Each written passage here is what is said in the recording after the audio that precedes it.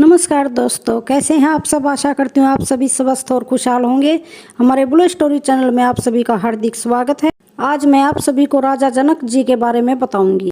राजा जनक का जन्म और परिवार, राजा जनक का माता सीता जी को गोद लेना, सीता स्वयंवर, महाराज दशरथ जी के साथ घनिष्ठ संबंध, श्री राम व भरत जी के साथ समझौता करवाना। तो जानते हैं राजा जनक जी के जीवन के बारे में।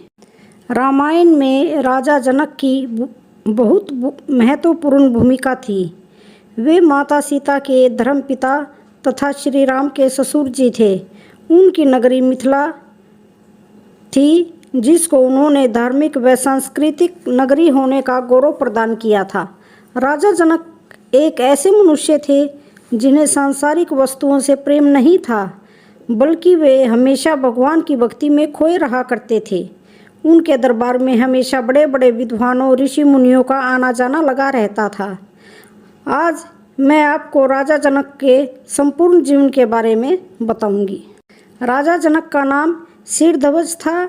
मिथिला राज्य के हर राजा को जनक के नाम की उपाधि दी जाती थी। इस प्रकार कई राजा जनक हुए, लेकिन श्री राम के ससुर होने के कारण हम उन्हें जनक के नाम से ही जानते हैं।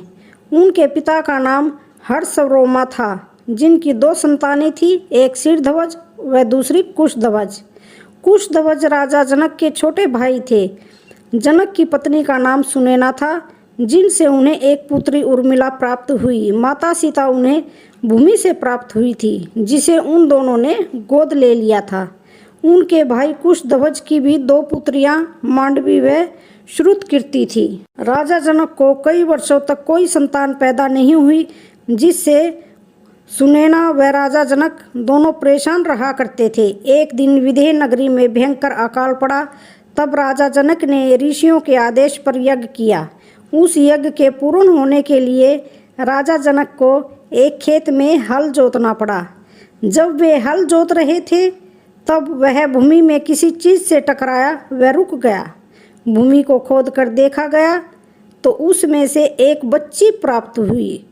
क्योंकि दोनों के कोई संतान नहीं थी, इसलिए उन्होंने इसे भगवान का आशीर्वाद मानकर गोद ले लिया तथा उसका नाम सीता रख दिया। बाद में उन्हें उर्मिला पुत्री की प्राप्ति हुई। जब सीता विवाह योग्य हो गई, तब अपनी पुत्री के लिए सर्वश्रेष्ठ वर चुनने के लिए राजा जनक ने एक भव्य स्वयंवर का आयोजन किया तथा इसमें चारों दिशाओं के राजाओं को आमंत्रण भेजा गया। राजा जनक के पास भगवान शिव का पिनाक धनुष था, जिसे उन्होंने इस स्वयंवर में रखा था। उन्होंने माता सीता से विवाह के लिए यह शर्त रखी थी कि जो कोई भी इस धनुष को उठाकर उस पर प्रत्यंचा चढ़ा देगा, उसका विवाह माता सीता से होगा। उस स्वयंवर में श्री राम भी गुरु विश्वामित्र के साथ पधारे थे। एक एक करके जब सभी योद्धा शिव धनुष को उठाने में असमर्थ रहे, तो राजा जनक अत्यंत निराश हो गए थे। उन्होंने भरी सभा में अपना दुख व्यक्त किया तथा किसी के भी इतना शक्तिशाली न होने का शोक जताया। इस पर विश्वामित्र के आदेश पर श्री राम ने स्वयंवर में भाग लिया तथा धनुष उठाकर उस पर प्रत्यंचा चढ़ा दी। यह देखकर राजा जनक बहुत प्रसन्न हुए तथा खुशी खुशी उन्होंने माता सीता का विवाह श्री राम के साथ कर दिया। माता सीता के श्री राम के साथ विवाह के पश्चात अयोध्या समाचार भेजा गया। तब राजा दशरथ अपने पूरे परिवार के साथ मिथिला पहुँचे तथा दोनों के बीच सहमति बनी कि दोनों अपने बाकी पुत्र पुत्रियों के विवाह भी एक दूसरे के साथ करवा दें।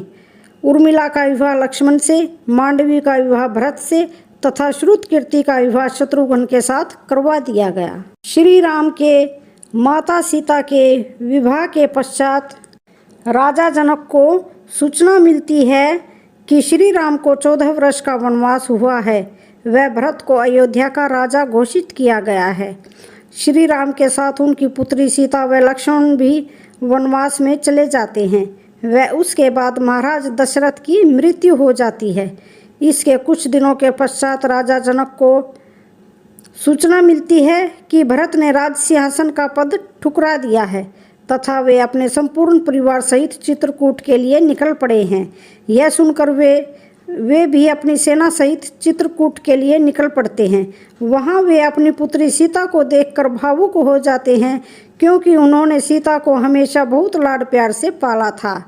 उस समय श्री राम अपने पिता के वचन को निभाने के लिए 14 वर्ष के वनवास में रुकने का कहते हैं। तो भरत अपने प्रेम के लिए श्री राम को वापस अयोध्या चलने को कहते हैं। अंत में इसका निर्णय राजा जनक को लेने को कहा जाता है। तब राजा जनक अपनी बुद्धिमत्ता से ऐसा निर्णय लेते हैं कि वह सभी का दिल जीत लेते हैं। वे श्री राम के वचनबद्ध होने व भरत के प्रेम में भरत की जीत बताते हैं, लेकिन साथ ही भरत को प्रेम का अर्थ समझाते हैं। वे भरत को बताते हैं कि जहाँ प्रेम होता है वहीं पर समर्पण होता है। प्रेम में व्यक्ति को वही करना चाहिए जो उसके सामने वाले को अच्छा लगे। इस प्रकार राजा जनक भरत को जिताकर भी श्री राम को विजयी बना देते हैं। इसके बाद राजा जनक तब दिखाई देते हैं जब माता सीता को अकेले वनवास मिलता है। दरअसल माता सीता वनवास में जाने से पूर्व ही अपने पिता जनक को सब सूचित कर देती है तथा इसके लिए श्री राम को दोषी नहीं ठहराने को कहती है तथा उनका ध्यान रखने को कहती है। माता सीता के वनवास में जाने के कुछ समय पश्चात राजा जनक अयोध्या आते हैं तो श्री राम उनसे मिलने में लज्जा अनुभव करते हैं। तब राजा जनक न केवल उन्हें सहानुभूति देते हैं बल्कि उनके दुखों को बांटते हैं।